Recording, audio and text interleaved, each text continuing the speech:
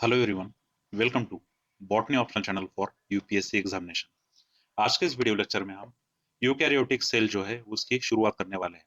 Last lecture में हमने prokaryotic cell जो है वो डिटेल में देखा था कि उसका स्ट्रक्चर कैसे होता है, उसमें कौन से ऑर्गेनल्स होते हैं, उनका फंक्शंस क्या क्या होता है। उसका जो डिटेल वीडियो है वो हमने लास्ट लास्ट लेक्चर में देखा, राइट। इस लेक्चर में हम यूकैरियोटिक सेल शुरू करने वाले हैं और यूकैरियोटिक सेल में जो सबसे पहला स्ट्रक्चर जो हम देखने वाले हैं वो देखने वाले हैं सेल मेम्ब्रेन का। यानी इस वीडियो लेक्चर में हम प्लाज्मा मेम्ब्रेन जो है उसका डिटेल में स्ट्रक्चर और जो फंक्शन है उसको हम इलेबोरेट करेंगे, ओके। और स्ट्रक्चर और फंक्शन के साथ साथ थोड़ा उसका हिस्टोरिकल पॉइंट ऑफ व्यू भी हम देखने वाले हैं, ऑलराइट। सो इससे पहले कि वीडियो स्टार्ट किया जाए, मैं आपसे रिक्वेस्ट करूंगा कि आप हमारा टेलीग्राम चैनल ज्वाइन कीजिए, जो botany optional for UPSC examination के नाम से है, ऑन द टेलीग्राम प्लेटफॉर्म। वहाँ पे रेगुलरली वीडियो के लिंक्स अपलोड किए जाते हैं। उसके साथ साथ आपको रेगुलर कुछ नोट्स के अपडेट भी वहाँ पे मिलते रहेंगे। तो मेक श्योर कि आप वो चैनल वहाँ पे ज्वाइन करें, ऑलराइट। तो चलिए सेल मेम्ब्रेन देखते हैं। The detailed structure of the membrane was studied only after the advent of electron microscopy in 1950s। देखिए, जो सेल था, जैसे हमने कहा था कि रॉबर्ट हुक ने उसको डिस्कवर किया था, और रॉबर्ट हुक ने जब डिस्कवर किया था 1665 में, तब माइक्रोस्कोप का जस्ट इन्वेंट हुआ था, ठीक है। लेकिन तब सिर्फ हम माइक्रोस्कोप से सिर्फ सेल को देख सकते थे।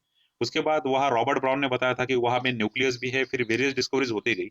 लेकिन जब तक वहाँ पे इलेक्ट्रॉन माइक्रोस्कोप डेवलप नहीं हुआ 1950s तक, तब तक प्लाज्मा मेम्ब्रेन जैसे जो छोटे छोटे जो पार्ट्स थे सेल के, उसको स्टडी नहीं किया जा सकता था डिटेल में। उससे पहले कुछ केमिकल स्टडीज की गई थी। उस केमिकल स्टडीज में कुछ स्ट्रक्चर इलुसिडेशन उन्होंने किया था। वही बेसिक प्राइमरी नॉलेज वो गेन कर पाए थे उस टाइम पीरियड में। लेकिन ये तब तक नॉलेज बेसिक ही रहा जब तक 1950s में इलेक्ट्रॉन माइक्रोस्कोप का वहां पे इन्वेंशन नहीं हुआ। See, meanwhile, chemical studies of the cell membrane, especially on the RBCs, enable the scientists to deduce the possible structure of the plasma membrane। तो अर्लियर वहाँ पे जो रेड ब्लड सेल्स होते थे, इस रेड ब्लड सेल्स का RBCs का जो ये होता था प्लाज्मा मेम्ब्रेन, उसको एक्सटेंसिवली तब स्टडी किया गया था। उसका केमिकल नेचर स्टडी करना शुरू शुरू हो गया था तब तक। तो उन्होंने कुछ केमिकल स्टडीज उस पर की थी और कुछ वैल्यूएबल इंफॉर्मेशन भी उन्होंने जब तक इलेक्ट्रॉन माइक्रोस्कोप नहीं आया तब तक उन्होंने वो वैल्यूएबल इंफॉर्मेशन वहां से निकाल ली थी। ये स्टडीज जो थी अर्लियर, वो मेजरली बेस्ड थी आरबीसीज पे। जो रेड ब्लड सेल्स होते हैं, रेड ब्लड सेल्स की जो प्लाज्मा मेम्ब्रेन होती है, उसको स्टडी करके ये सारी इंफॉर्मेशन वहां पे उन्होंने गैदर की थी। See the information like the cell membrane is compose of lipids and it's arrange in a bilayer. मतलब सेल मेम्ब्रेन जो होती है वो लिपिड से बनी होती है और वो बाय लेयर में अरेंज होती है, ओके। मतलब दो लेयर्स में वो अरेंज होती है और वो लिपिड से बनी होती है। ऐसा बेसिक स्टडीज में जो आरबीसीज पे की गई थी ये स्टडीज, आरबीसीज से हमें पता चला था कि प्लाज्मा मेम्ब्रेन कैसी है। तो वो केमिकली जो है वो लिपिड से बनी है और उसके बाद वो बायलेयर है। आज के डेट में जो प्लाज्मा मेम्ब्रेन है उसके बारे में हमें उसका डिटेल स्ट्रक्चर भी पता है, डिटेल केमिकल कंपोजिशन भी पता है। लेकिन अर्लियर स्टडीज जब इलेक्ट्रॉन माइक्रोस्कोप आने से पहले वहां पे परफॉर्म की जा रही थी, तब इनिशियली जो केमिकल स्टडीज हुई थी उन्होंने बताया था कि जो प्लाज्मा मेम्ब्रेन है या फिर जो सेल मेम्ब्रेन है वो लिपिड से बनी है और वो बाय लेयर होती है, मतलब वो दो लेयर में अरेंज होती है।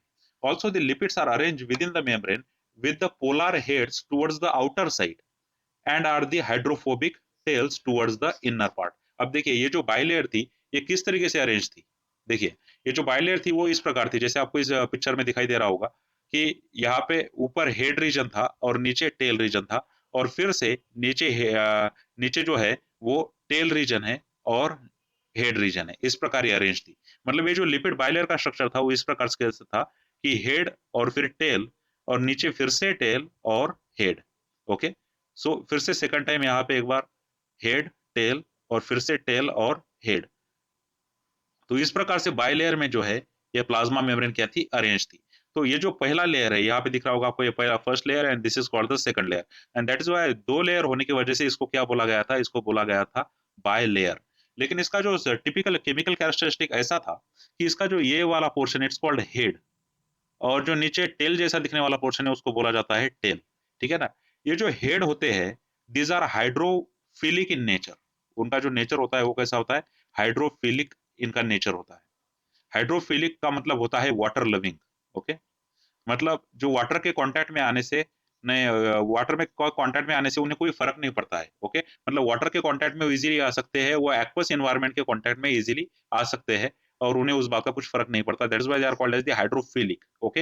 व्हाइल जो टेल रीजन था, ये वाला जो पोर्शन आप देख रहे हो ये टेल रीजन, ये टेल रीजन जो है these are hydrophobic in nature, okay. उनका नेचर कैसा है, हाइड्रोफोबिक है। हाइड्रोफोबिक का मतलब क्या होता है कि हाइड्रोफोबिक मतलब those which are water hating, okay, ये वाटर हीटिंग होते हैं, मतलब ये एक्वस इन्वायरमेंट के बिल्कुल भी कांटेक्ट में नहीं आना चाहते हैं।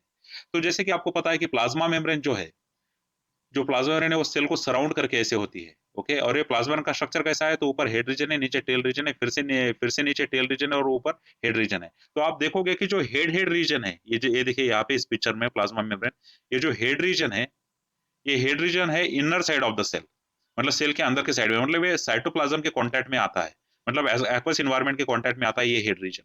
और ये जो बाहर वाला हेड रीजन है, जो सेल के बाहर जो एक्वस एनवायरमेंट है उसके कांटेक्ट में आता है, okay.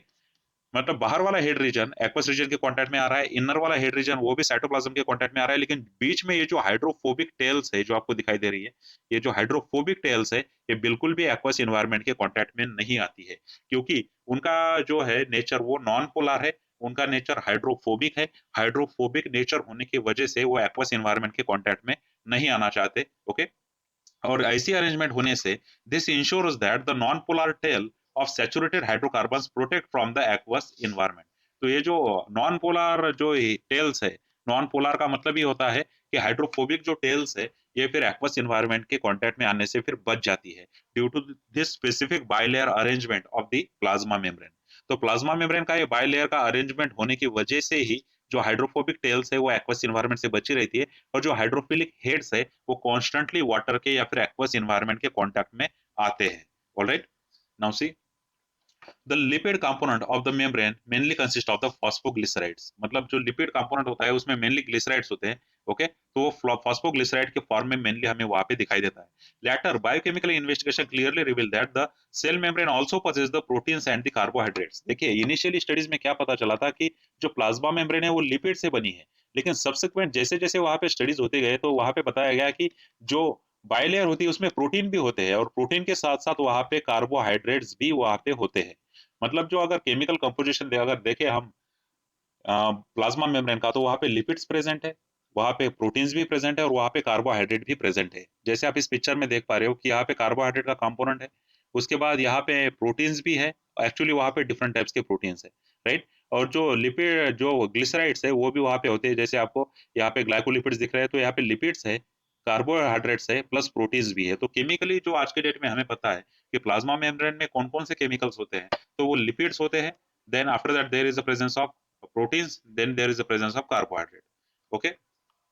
So the ratio of the proteins and lipids varies considerably in a different types of cells। देखिए अगर हम देखें यहाँ पे कि लिपिड्स का और प्रोटीन्स का जो प्रपोर्शन है वो कैसे होता है, मतलब कितने क्वांटिटी में लिपिड प्रेजेंट होता है, कितने क्वांटिटी में प्रोटीन प्रेजेंट होता है, या फिर कितने परसेंटेज में वहाँ पे लिपिड है और कितने परसेंटेज में वहाँ पे प्रोटीन है, तो वो सेल टू सेल वेरी करता है, ओके। मतलब कौन सा सेल है डिपेंड करेगा इस पे कि कितना परसेंटेज का वहाँ पे लिपिड होगा और कितने परसेंटेज का वहाँ पे क्या होगा, प्रोटीन होगा। सी बट द आरबीसीज का अगर एग्जांपल ले लें in human beings, the membrane of the erythrocytes is approximately 52% of the protein and 40% of the lipid. मतलब 52% उस प्लाज्मा मेम्ब्रेन में प्रोटीन्स है और 40% उसमें क्या है, लिपिड्स है, और 8% अदर कंटेंट है लाइक कार्बोहाइड्रेट्स, ओके। तो ये जो आंकड़े हैं ये आपको याद रखने चाहिए, क्योंकि जब भी आप यूपीएससी मेंस एग्जामिनेशन में इसका आंसर लिखोगे कि केमिकल कंपोजिशन अगर प्लाज्मा मेम्ब्रेन से आपसे पूछा जाए, तो वहां पे आरबीसीज का एग्जांपल इंपॉर्टेंट होगा, क्योंकि वहां पे आप क्लियरली मेंशन कर पाओगे कि 52% of it's made up of the proteins, while the 40% of it is made up of the lipids, okay। तो ये बात आपको याद रखनी है कि जिसमें क्या होता है कि 40% लिपिड्स होते हैं, 52% प्रोटीन्स होते हैं in the plasma membrane of the RBCs, okay. Now see depending upon the ease of extraction, कि कितनी इजीली एक्सट्रैक्ट किए जा सकते हैं या फिर नहीं किए जा सकते।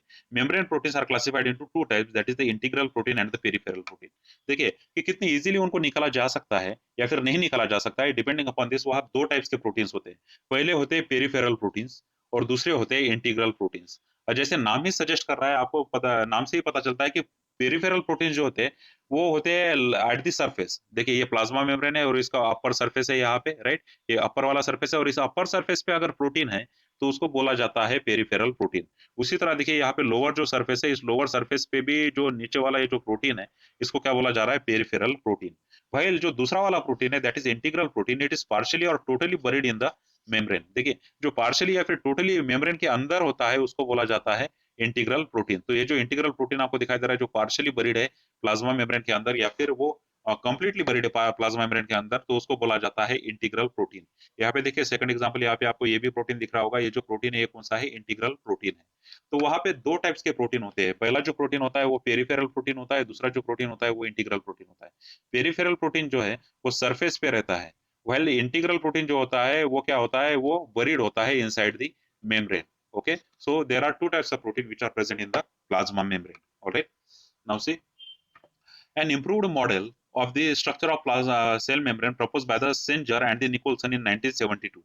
That model is called as the fluid mosaic model. देखिए फिर 1972 जब आया, तब सिंजर और निकोलसन इन दो साइंटिस्ट ने एक प्लाज्मा मेम्ब्रेन का मॉडल दिया। उस प्लाज्मा मेम्ब्रेन के मॉडल को बोला जाता है फ्लूइड मोज़ेक मॉडल। देखिए यहाँ पे वर्ड यूज किया गया है फ्लूइड, ये इसलिए यूज किया गया है क्योंकि सिंजर और निकोलसन ने कहा था कि जो प्लाज्मा मेम्ब्रेन है उसका फ्लूइडी नेचर है। फ्लूइडी नेचर से मतलब है कि वो ज्यादा रिजिड नहीं है। ओके, वो रिजिड उसका नेचर नहीं है, वो फ्लेक्सिबल है। फ्लेक्सिबल होने के कारण उसके वो फ्लूइडी बोला गया by the Singer and Nicolson. तो यहाँ पे इंपॉर्टेंट ये है कि फ्लूइड मोज़ेक मॉडल जो आया था वो आया था सिंजर और निकोलसन की स्टडी से, which is given by in the year 1972। 1972 में इसको दिया गया था, which is called the fluid mosaic model, जो दिया था सिंजर और निकोलसन ने। Alright, now see, according to this model जो क्वेसी फ्लूइड नेचर होता है लिपिड्स का enable the lateral movements of protein within the bilayer. अब देखिए जैसे हमने देखा था कि इंटीग्रल प्रोटीन जो होते हैं वो बिल्कुल सेल के प्लाज्मा मेम्ब्रेन के अंदर होते हैं, और ये जो प्लाज्मा मेम्ब्रेन के अंदर जो जाते हैं प्रोटीन्स यहाँ पे, तो ये तभी पॉसिबल है जब फ्लूइडी नेचर हो किसका, प्लाज्मा मेम्ब्रेन का। क्योंकि प्लाज्मा मेम्ब्रेन में जो लिपिड्स होते हैं, ये जो लिपिड्स है ये फ्लेक्सिबल है, और फ्लेक्सिबल होने के कारण इंटीग्रल प्रोटीन जो है वो इंसर्ट हो पाते हैं inside the plasma membrane. Okay, तो लिपिड बाइलेयर में जो ट्रांस मेम्ब्रेन का ट्रांस प्रोटीन का जो वहां पे प्रेजेंस है, या फिर जो इंटीग्रल प्रोटीन्स का वहां पे प्रेजेंस है, this is due to the flexible nature of the lipids. Lipids का जो फ्लेक्सिबल नेचर, इस वजह से प्रोटीन वहां पे एडजस्ट हो पाते हैं अंदर। Right, this ability to move within the membrane is measured as its fluidity. तो ये जो एबिलिटी है कि मेम्ब्रेन के अंदर वहां पे जाके जो मेम्ब्रेन प्रोटीन्स है वो अंदर जा सकते हैं या फिर वहां से बाहर आ सकते हैं, उसको फ्लूइडिटी से हम मेजर कर सकते हैं, क्योंकि ये फ्लूइडिटी है किसकी, प्लाज्मा मेम्ब्रेन की। Okay, so according to fluid mosaic model, जो क्वेसी फ्लूइड नेचर है लिपिड का, वही अनेबल करता है कि जो लैटरल मूवमेंट्स होती है प्रोटीन्स की थ्रू दी प्लाज्मा मेम्ब्रेन के थ्रू जो मूवमेंट होती है प्रोटीन्स की, वो क्यों होती है, due to the quasi fluid nature of the lipids. Okay, और ये क्वेसी फ्लूइड नेचर जो लिपिड का है, ये किसने बताया था, ये बताया था सिंजर एंड निकोलसन ने 1972 में। इसीलिए उन्होंने अपने मॉडल का नाम क्या रखा था, fluid mosaic model. Alright, now C, the fluid nature of the membrane is also important from the point of view of its function, like say cell growth, formation of intercellular junction, secretion, endocytosis and the cell division। देखिए ये फ्लूइडी nature और भी important बनता है, क्योंकि देखिए plasma membrane के functions क्या है, फंक्शंस की ओर अगर आप ध्यान दो तो वहां पे सेल ग्रोथ का फंक्शन है, उसके बाद जो इंटरसेलुलर जंक्शन होते हैं, मतलब दो सेलुलर सेल्स के बीच में जो जंक्शन होते हैं, वो जंक्शन फॉर्म करने का फंक्शन भी प्लाज्मा मेम्ब्रेन का है। उसके बाद प्लाज्मा मेम्ब्रेन को कुछ सीक्रेट भी करना पड़ता है आउटसाइड द सेल। उसके बाद कोई एंडोसाइटोसिस की भी प्रोसेस होती है कि कोई फॉरेन मॉलिक्यूल सेल के अंदर लाना है, तो वो भी प्लाज्मा मेम्ब्रेन से आता है। उसके बाद जब सेल डिवीजन होता है, मतलब अगर एक सेल जो है वो डिवाइड हो रहा है, तो वहां पे प्लाज्मा मेम्ब्रेन भी वहां पे फ्लेक्सिबल होने की वजह से वो डिवाइड हो पाते हैं। तो ये जो सारे फंक्शंस है ये परफॉर्म करती है प्लाज्मा मेम्ब्रेन, और ये फ्लूइड उसका नेचर है, इसीलिए वो परफॉर्म कर पाती है। क्योंकि देखिए अगर सेल ग्रो हो रहा है, फॉर एग्जाम्पल अगर ये छोटा सेल है और बाद में ऐसे बिगर सेल हो जाएगा, ग्रो हो जाएगा, तो वहां पे फ्लूइड नेचर होना जरूरी है प्लाज्मा मेम्ब्रेन का, तभी जाके वो स्ट्रक्चर बढ़ पाएगा। अगर रिजिड होता वो सेल तो वो कभी साइज में बढ़ नहीं पाता, लेकिन due to the fluid nature of the plasma membrane वो सेल ग्रोथ में बढ़ सकता है। ओके, उसके बाद जो इंटरसेलुलर जंक्शन होते हैं, दोनों दो सेल्स के बीच में जो जंक्शन क्रिएट करना पड़ता है, उसके लिए भी ये फ्लूइडिटी जरूरी है। अगर कुछ सीक्रेट करना है, ओके, तो इसके इसके लिए प्लाज्मा मेम्ब्रेन को क्या होना पड़ेगा, बेंट होना पड़ेगा, फ्लेक्सिबल होना पड़ेगा, तभी जाके वो कुछ सीक्रेट कर पाएगा। उसी तरह एंडोसाइटोसिस, अगर कोई फॉरेन मॉलिक्यूल सेल के अंदर लेना है, तो फ्लेक्सिबिलिटी की वजह से ही वो अंदर आ पाएगा। अगर वो रिजिड होगा तो वो मॉलिक्यूल अंदर नहीं आ पाएगा। ओके, और सेल डिवीजन के वक्त तो लिटरली जो प्लाज्मा मेम्ब्रेन होती है उसको बेंट होना पड़ता है लाइक दिस। तो प्लाज्मा मेम्ब्रेन जब बेंट होगी तभी एक सेल से दो सेल्स वहां पे क्या होंगे, क्रिएट होंगे। तो जो अदर फंक्शंस है प्लाज्मा मेम्ब्रेन के, उसके फ्लूइड नेचर की वजह से वो परफॉर्म कर पाती है। Alright, now C, one of the most important function of the plasma membrane is the transport of molecules across it। देखिए हम हमेशा बोलते हैं कि जो प्लाज्मा मेम्ब्रेन है वो सिलेक्टिवली परमिएबल है। सिलेक्टिवली परमिएबल का यहाँ पे क्या मतलब है कि कौन से मॉलिक्यूल को सेल के अंदर जाने देना है और कौन से मॉलिक्यूल को सेल के अंदर नहीं जाने देना है, ये सब कुछ डिपेंड करती है, ये सब कुछ डिपेंड होता है प्लाज्मा मेम्ब्रेन पे। तो वो सिलेक्टिवली परमिएबल होती है कि कुछ जो ये होते हैं मॉलिक्यूल्स, उनको सिलेक्ट किया जाता है और परमिट किया जाता है इनटू द सेल, सेल के अंदर उसको परमिशन दी जाती है कि सेल के अंदर वो जा सकता है। और कुछ ऐसे मॉलिक्यूल्स होते हैं कि उनको ये परमिशन डिनाई की जाती है थ्रू द प्लाज्मा मेम्ब्रेन, वो उसको अलाउ नहीं करती है to be enter into the cell. Cell के अंदर यहाँ पे जो साइटोप्लाज्म होगा वहां तक जाने से वो उसको रोक सकती है। ओके, लेकिन अगर कहीं पे कोई मॉलिक्यूल जो जरूरी है सेल के लिए और प्लाज्मा मेम्ब्रेन उसको अलाउ कर रही है तो वो सेल के अंदर आ सकता है। दैट इज वाई हम बोलते हैं कि जो प्लाज्मा मेम्ब्रेन है, ये जो प्लाज्मा मेम्ब्रेन होती है वो कैसी होती है, सिलेक्टिवली परमेएबल होती है। ये उसका सबसे इंपॉर्टेंट फंक्शन है कि वो मॉलिक्यूल को ट्रांसपोर्ट कर सकती है अक्रॉस द मेम्ब्रेन, मतलब सेल के बाहर से लेकर तो सेल के अंदर तक उसको ट्रांसपोर्ट करवा सकती है। लेकिन इसमें वो कैसी है, वो इसमें सिलेक्टिवली परमेएबल है। वो सिलेक्ट करती है कि कौन से मॉलिक्यूल को अलाउ करना है एंट्री अंदर और कौन से मॉलिक्यूल को डिनाय करना है, जो सेल के काम का नहीं होगा ऑफकोर्स वहां पे। तो वो सिलेक्टिवली परमेएबल है plasma membrane. Now see, many molecules can move briefly across the cell membrane without any requirement of energy, and this is called the passive transport। देखिए कुछ मॉलिक्यूल्स ऐसे होते हैं जैसे लाइक ऑक्सीजन, यहाँ पे जो ऑक्सीजन होता है वो सेल के मेम्ब्रेन को क्रॉस करके अंदर चला जाता है और अंदर से बाहर भी आ जाता है। ओके, तो ऐसे जो मॉलिक्यूल जो ट्रांसपोर्ट होते हैं across the cell membrane without the requirement of energy, मतलब यहाँ पे एटीपी का कोई रिक्वायरमेंट नहीं है, ऑटोमेटिकली वहां पे सिंपल डिफ्यूजन से वो ऑक्सीजन अंदर जा रहा है और वहीं से फिर से वापस आ रहा है सेल मेम्ब्रेन क्रॉस करके। आपको यहाँ पे क्लियरली दिख रहा होगा हेड रीजन जो होता है सेल मेम्ब्रेन का, और नीचे जो टेल रीजन होता है, और इस प्लाज्मा मेम्ब्रेन को क्रॉस करके यहाँ पे ऑक्सीजन अंदर आ रहा है और यहीं से क्रॉस करके वापस ऑक्सीजन बाहर जा रहा है। तो ये जो हो रहा है पैसिव ट्रांसपोर्ट इसको कहते हैं। पैसिव ट्रांसपोर्ट इसलिए इसको कहते हैं क्योंकि वहां पे किसी भी एटीपी का रिक्वायरमेंट नहीं है। It is not the energy dependent process, ये एनर्जी डिपेंडेंट प्रोसेस नहीं है, यहाँ एटीपी का कोई भी रिक्वायरमेंट नहीं है। Alright, and that is why it is called the passive transport. लेकिन ये सबके लिए नहीं है। Okay, now see the neutral solutes may move across the membrane by the process of simple diffusion along the concentration gradient, that is from the higher concentration to the lower concentration। देखिए जो neutral solutes होते हैं जो passively वहां से क्या करते हैं, ट्रैवल करते हैं अक्रॉस द प्लाज्मा मेम्ब्रेन, लेकिन ये कैसे ट्रैवल करते हैं, it is travel along the concentration gradient. अब देखिए कॉन्सेंट्रेशन ग्रेडियंट क्या होता है, कॉन्सेंट्रेशन ग्रेडियंट जो होता है, अगर कुछ चीज हायर कॉन्सेंट्रेशन से लोअर कॉन्सेंट्रेशन की ओर अगर ट्रैवल कर रही है तो उसे हम कहते हैं कि वहां पे कॉन्सेंट्रेशन ग्रेडियंट स्टेब्लिश है। फॉर एग्जाम्पल अगर बाहर H2O का कॉन्सेंट्रेशन अच्छा खासा है सेल के बाहर, मतलब वहां पे H2O हायर क्वांटिटी में है, उसका कॉन्सेंट्रेशन हायर है आउटसाइड दी सेल, और इनसाइड द सेल वहाँ H2O का जो कॉन्सेंट्रेशन है वो लोअर कॉन्सेंट्रेशन है as compare to the outside concentration. तो यहाँ पे कॉन्सेंट्रेशन ग्रेडियंट बन गया है। कॉन्सेंट्रेशन ग्रेडियंट क्यों बना, क्योंकि number of water molecules are more outside the cell and number of water molecules are less inside the cell. इसीलिए from higher concentration to the lower concentration simple diffusion से ये जो वाटर मॉलिक्यूल है ये travel करते हैं और cell के अंदर चले जाते हैं। तो ये होता है बाय द सिंपल डिफ्यूजन, और ये होता है along the concentration gradient, that is from higher concentration to lower concentration. तो ये जो ट्रैवलिंग है ये पैसिव ट्रांसपोर्ट है, ये ऐसा ट्रांसपोर्ट है जिसको क्या बोला जाता है, इसको बोला जाता है passive transport. And this passive transport does not require any ATP, that is why it is called as the passive transport. मतलब ये एनर्जी डिपेंडेंट प्रोसेस नहीं है, इसके लिए कोई एडेनोसिन ट्राइफॉस्फेट का मॉलिक्यूल वहां पे नहीं लगता है। Alright, now C the water may also move across the membrane from higher to lower concentration। इसका एग्जांपल वाटर ही है, जैसे अभी हमने देखा कि वाटर मूव कर सकता है from higher concentration to the lower concentration. This movement of water इसको बोला थ्रू बाय डिफ्यूजन, इसको बोला जाता है ऑस्मोसिस। ओके, जब वाटर मूव करेगा across the membrane through from higher concentration to lower concentration तो उसको क्या बोला जाता है, ऑस्मोसिस। इस ऑस्मोसिस टॉपिक को हम किसी सेपरेट वीडियो में डिटेल में कवर करेंगे, तब इसको हम देखेंगे कि ट्रांसपोर्ट कैसा होता है वहां पे। Alright, now C as the polar molecules cannot pass through the non-polar bilayer, they require the carrier proteins of the membrane to facilitate the transport across the membrane। देखिए हमने पहले भी बात की थी इसके बारे में कि जो ये जो पोलर हेड्स है, ये ऊपर वाले जो हेड्स है ये कैसे है, पोलर हेड्स है। अब देखिए ये जो पोलर हेड होने की वजह से ये पोलर हेड्स कैसे, this are hydrophilic. Okay, hydrophilic में मतलब वाटर लविंग, मतलब यहाँ तक वाटर मॉलिक्यूल आ सकते हैं, ये वाटर लविंग है हेड रीजन, यहाँ तक वाटर मॉलिक्यूल को कोई प्रॉब्लम होता नहीं है। ओके, लेकिन जैसे ही यहाँ से अंदर जाना है तो यहाँ पे आपको पहले से ही पता है कि ये जो टेल रीजन है it is hydrophobic in nature. कैसा होता है ये, हाइड्रोफोबिक होता है नेचर में। अब हाइड्रोफोबिक होने की वजह से वाटर जो होता है इस यहाँ से अंदर वो एंट्री नहीं ले पाता है, मतलब वाटर अंदर नहीं जाएगा तब तक जब तक वहां पे स्पेशल कैरियर प्रोटीन नहीं आ जाता।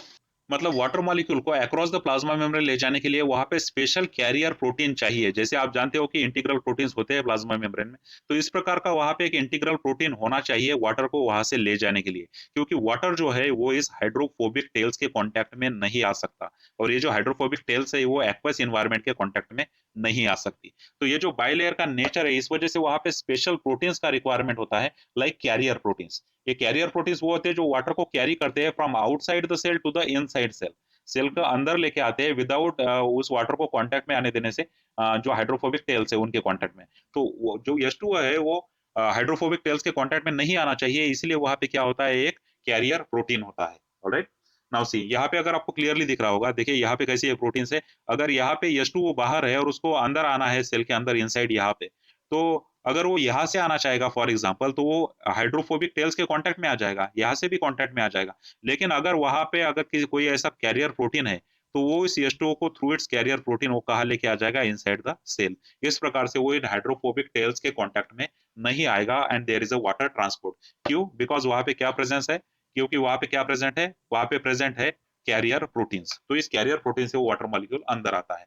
देखिए, few ions or molecules transported across the membrane against the concentration gradient. देखिए उनके कॉन्सेंट्रेशन ग्रेडियंट के अगेंस्ट भी वो ट्रैवल कर सकते हैं, that is from lower to the higher concentration. Concentration gradient के तौर पर अगर वो ट्रैवल कर रहा है, इसका मतलब हम क्या बोलते हैं, from higher concentration to lower concentration की ओर वो ट्रैवल करेगा। लेकिन कभी कभी कुछ आयंस ऐसे है, कुछ मॉलिक्यूल्स ऐसे है जो अगेंस्ट द कॉन्सेंट्रेशन ग्रेडियंट भी ट्रैवल करते हैं। इसका क्या मतलब है कि अगर लोअर कॉन्सेंट्रेशन आउटसाइड है और हायर कॉन्सेंट्रेशन इनसाइड है, फिर भी लोअर टू हायर अगर ट्रांसपोर्ट कराना है, तो इस ट्रांसपोर्ट को बोलते हैं against the concentration gradient, that is from lower concentration to the higher concentration. इसका मतलब ये है कि फॉर एग्जांपल सोडियम आयंस यहाँ पे लोअर कॉन्सेंट्रेशन में है, ओके, और ये जो सोडियम आयंस है यहाँ पे लोअर कॉन्सेंट्रेशन में, लेकिन अंदर सोडियम आयंस बड़े हायर कॉन्सेंट्रेशन में, ओके।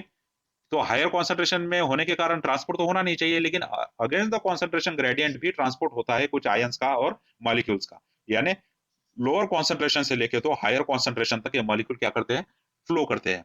ऐसे ट्रांसपोर्ट को, such transport of energy is a energy dependent process. इस ऐसे ट्रांसपोर्ट को एटीपी वहां लगती है because it is against the concentration gradient. क्योंकि कॉन्सेंट्रेशन ग्रेडियंट के अगेंस्ट होने की वजह से low higher concentration, lower concentration से हायर कॉन्सेंट्रेशन की ओर फ्लो करना है, इसके लिए वहां पे एटीपी लगती है। इसीलिए ऐसे ट्रांसपोर्ट को एक्टिव ट्रांसपोर्ट बोला जाता है, ओके। तो इसे एक्टिव ट्रांसपोर्ट बोला जाता है, ये पैसिव ट्रांसपोर्ट नहीं है। एक्टिव ट्रांसपोर्ट क्यों है? Because it requires the ATP molecule to transport the molecules across the membrane. वैसा ही एक एग्जांपल हमारे पास है, it's called sodium potassium pump. जो सोडियम पोटेशियम पंप होता है अक्रॉस द मेम्ब्रेन, जहां से सोडियम आयन अंदर ट्रैवल करते बाहर आते, पोटेशियम अंदर ट्रैवल करते बाहर आते, ये एक्टिव ट्रांसपोर्ट है, that is against the concentration gradient. और इस एक्टिव ट्रांसपोर्ट के लिए वहां पे क्या लगती है, एनर्जी लगती है। इसीलिए इस ट्रांसपोर्ट को हम क्या बोलते हैं, एक्टिव ट्रांसपोर्ट। ऑलराइट, तो एक्टिव ट्रांसपोर्ट का यहाँ पे एग्जांपल है sodium potassium ion, okay. Example याद रखना है, क्योंकि जब आंसर लिखोगे मेंस में, तो सोडियम पोटेशियम आयंस का वहां पे मेंशनिंग वहां पे ऑफ कोर्स होना चाहिए। क्योंकि एग्जामिनर जब भी वहां पे आपको चेक करेगा आपका पेपर, तो थियोरेटिकल आंसर तो ठीक है, लेकिन उसके साथ साथ जब एग्जांपल उसको दिखते हैं कि Na पॉजिटिव के पॉजिटिव का एग्जांपल दिया है एक्टिव ट्रांसपोर्ट में, तो वहीं पे वो आंसर कन्विंसिंग लगने लगता है। ऑलराइट, दिस इज, तो ये था पूरा प्लाज्मा मेम्ब्रेन के बारे में, ओके। तो नेक्स्ट वीडियो लेक्चर में हम एक और ऑर्गेनल लेंगे यूकैरियोटिक सेल का, ओके। तो आई होप कि आपको ये वीडियो अच्छा लगा होगा। Please like the video. अगर आपके फ्रेंड्स है बॉटनी स्टडी कर रहे हैं, तो उनके साथ ये वीडियो जरूर शेयर कीजिए। और अब तक अगर आप हमारे चैनल को आपने सब्सक्राइब नहीं किया है, तो botany optional channel for UPSC examination को सब्सक्राइब जरूर करें, ओके। तो चलिए मिलते हैं नेक्स्ट वीडियो लेक्चर में।